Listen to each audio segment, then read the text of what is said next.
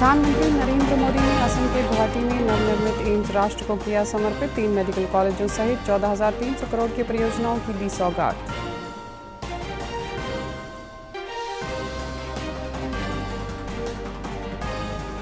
राष्ट्रपति, उपराष्ट्रपति और प्रधानमंत्री ने बाबा साहेब को संसद परिसर में दी श्रद्धांजलि। ट्वीट कर कहा, डॉक्टर अंबेडकर की शिक्षाएं आज भी प्रासंगिक। और हरियाणा के मुख्यमंत्री मनोहर लाल के जनसंवाद कार्यक्रम का आज पलवल में अंतिम दिन। चांदहट की बड़ी चौपाल पर सुनेंगे लोगों की समस्याएं। नमस्कार, चंडीगढ़ से आपका स्वागत है। मैं हूं आरजू। अब समाचार विस्तार से। प्रधानमंत्री नरेंद्र मोदी ने आज असम के चांगसारी में एक समारोह में अखिल भारतीय आयुर्विज्ञान संस्थान एम्स गुवाहाटी राष्ट्र को समर्पित किया।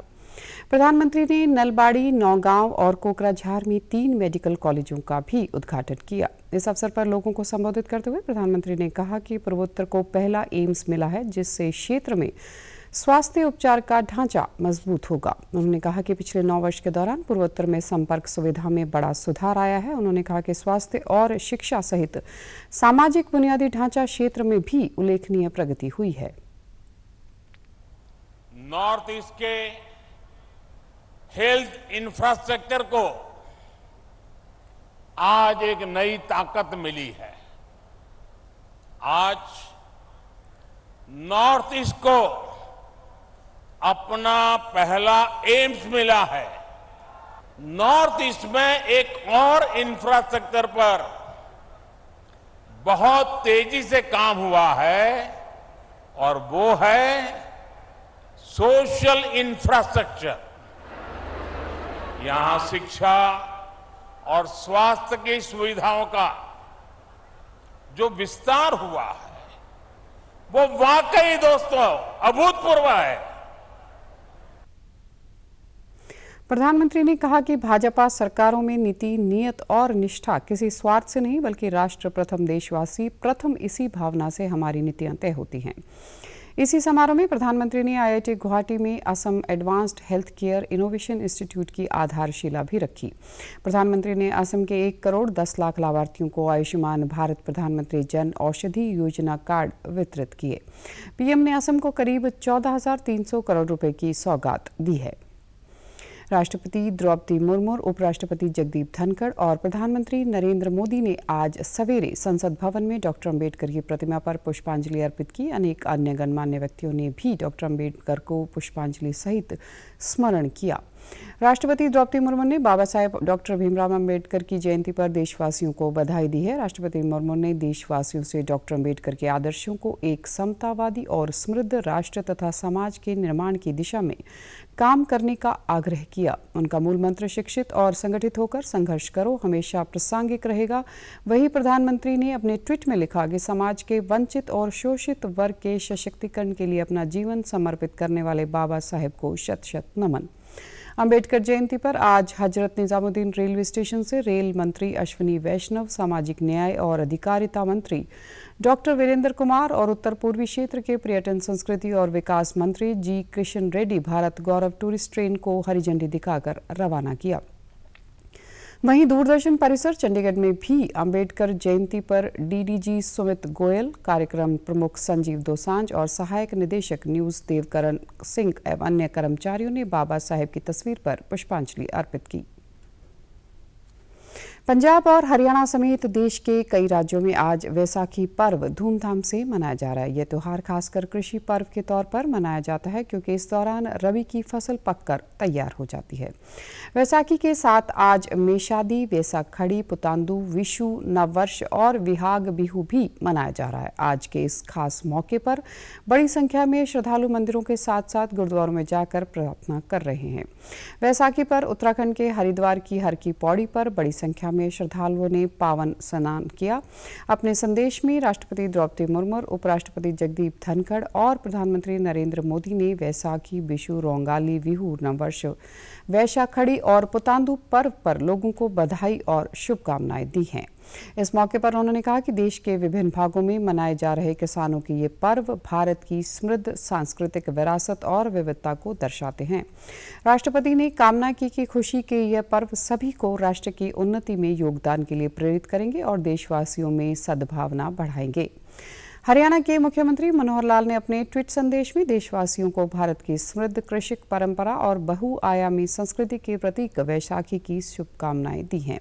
वहीं पंजाब के मुख्यमंत्री भगवंत मान ने खालसा साजना दिवस और वैसाखी की सभी देशवासियों को बधाई दी है। हरियाणा के राज्यपाल बंडारू दत्तात्रेय ने कल चंडीगढ़ राजभवन में 3 नवनियुक्त राज्य सूचना आयुक्तों डॉक्टर कुलबीर छिकारा, डॉक्टर जगबीर सिंह और प्रदीप कुमार शेखावत को पद व गोपनीयता की शपथ दिलाई। डॉक्टर कुलबीर छिकारा पत्रकारिता से जुड़े रहे और प्रिंट एवं इलेक्ट्रॉनिक मीडिया में मुख्य संपादक के पद पर कार्यरत रहे।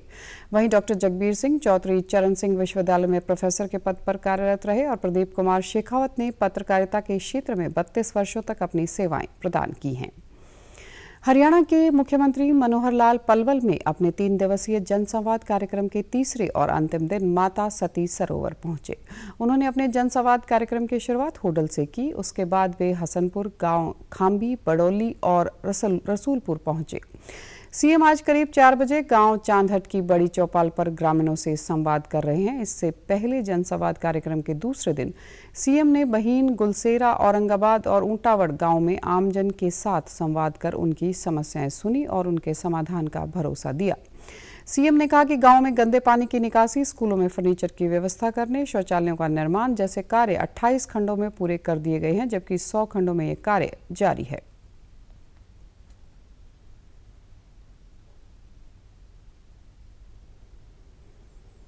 हरियाणा के 135 महाग्राम जिनकी आबादी 10,000 से ऊपर है, अगले 3 महीने में इन सब महाग्राम 135 फिरने पर काम शुरू हो जाएगा। जितना पैसा लग जाएगा,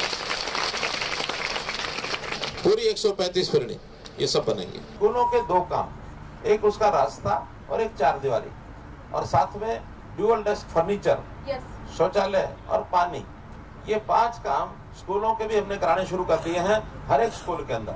और कुछ 28 के लगभग ब्लॉक्स में ये काम पूरा हो चुका है, बाकी 100 ब्लॉक बाकी हैं, उसमें भी सारा काम अगले साल के अंदर पूरा कराएंगे।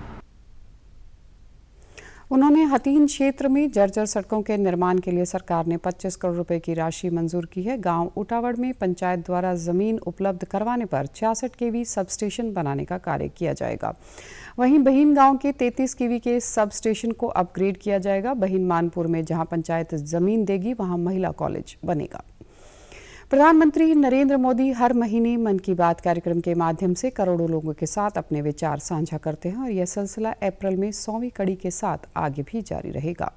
इस विशेष मौके पर मन की बात कार्यक्रम से प्रधानमंत्री के चुनिंदा संबोधनों को फिर से प्रस्तुत किया जा रहा है। इस विशेष कार्यक्रम की कड़ी में हम आपको दिखा रहे हैं मन की बात का विशेष अंश। दुनिया की हर समस्या का समाधान शांति से किया जा सकता है। पूर्वोत्तर के राज्यों में कई बार अशांति की स्थिति आई, लेकिन अब ये स्थितियां बदल गई हैं। आपसी बातचीत से स्थानीय मुद्दों को भी सुलझाया जा रहा है। 26 जनवरी 2020 को प्रसारित मन की बात कार्यक्रम में राष्ट्र को संबोधित करते हुए प्रधानमंत्री ने शांति और भाईचारे का संदेश दिया। पीएम मोदी ने कहा कि हिंसा से किसी समस्या का समाधान नहीं हो सकता।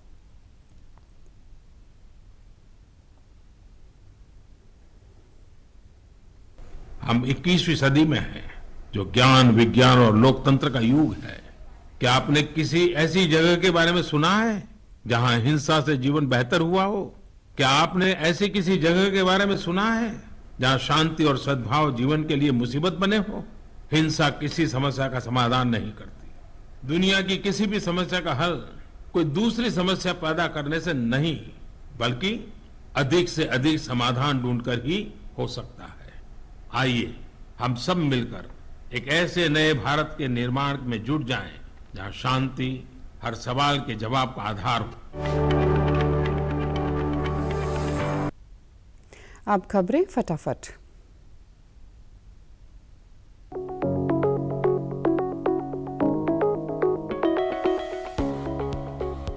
हरियाणा के राज्यपाल बंडारू दत्तात्रेय ने सोनीपत की दीनबंधु छोटीराम यूनिवर्सिटी में अंबेडकर जयंती पर आयोजित कार्यक्रम में की शिरकत। हरियाणा में 10वीं और 12वीं की स्पेशल परीक्षा का शेड्यूल जारी। 24 अप्रैल से 4 मई तक बोर्ड मुख्यालय में एक ही सत्र में होंगी परीक्षाएं।